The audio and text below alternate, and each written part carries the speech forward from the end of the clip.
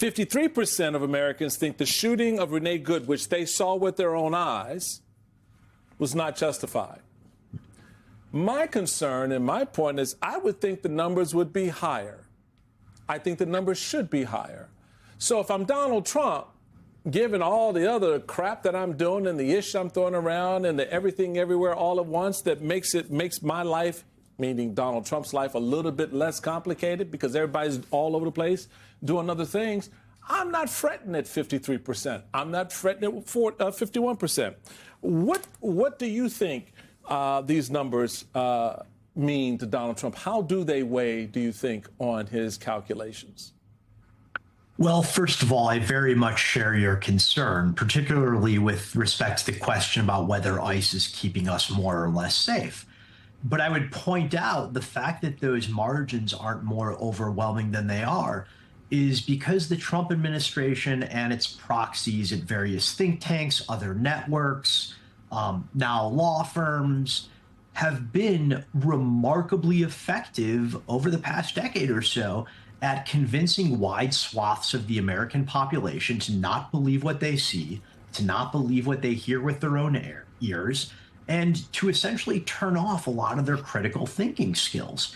So I don't view this as a short-term hoodwinking of the American public. Mm-hmm.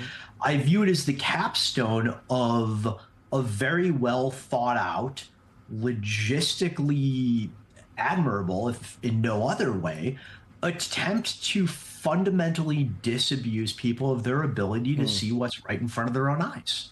Speaking of people seeing what's in front of their own eyes, what do you make of the fact that Donald Trump says we're just seeing too much of what's happening in Minneapolis?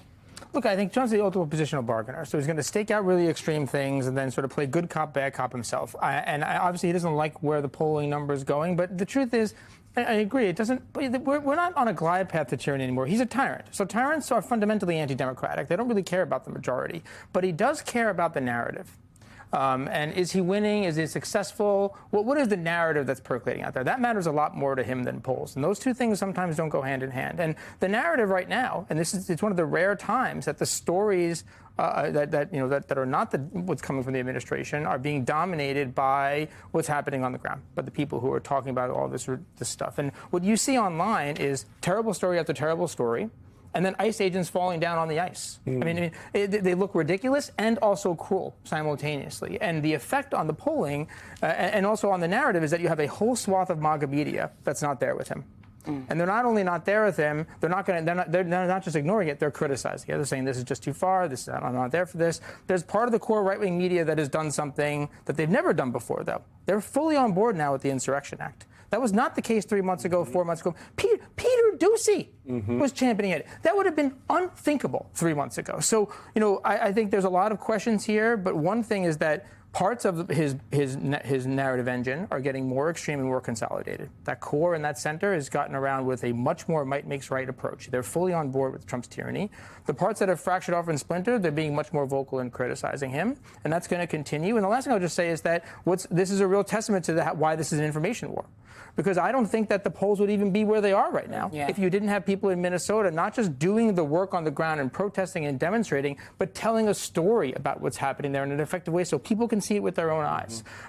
That's the thing that is moving those numbers even that little bit. And it's a testament to why this is a long arc and a long fight. So that's all the pieces coming together. But on a trendline front, I don't think the Insurrection Act is right in front of us, but I think he's not going to play that card right now.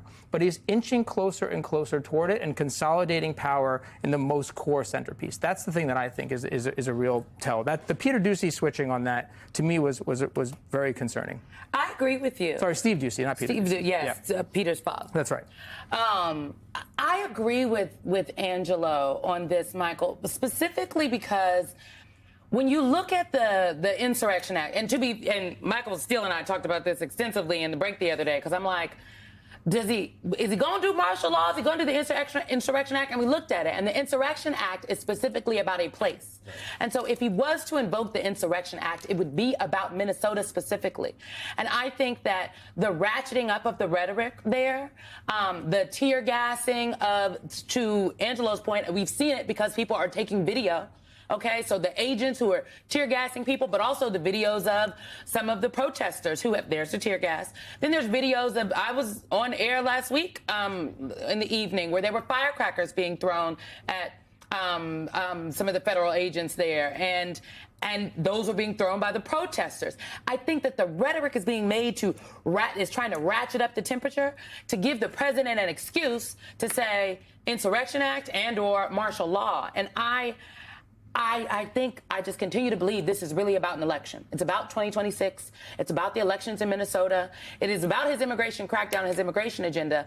But I think everything Donald Trump does, because I listen to what he says, harkens back to the last election, and he's thinking about the next one because he's saying it often and loudly.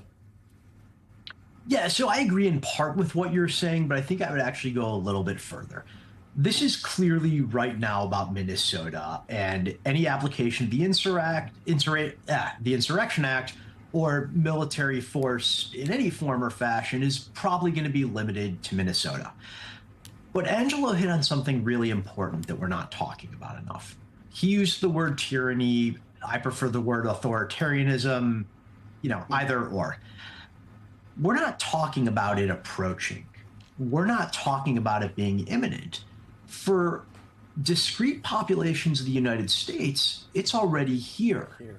If you are of certain ethnicities or backgrounds, the Constitution is out the window and ICE can just swoop you up in the street wearing masks, not identifying themselves, and maybe taking you to a DHS holding facility, maybe sending you to something not much better than a concentration camp in South America, maybe just taking you for a ride and dropping you 10 miles off from your home with no way to get back.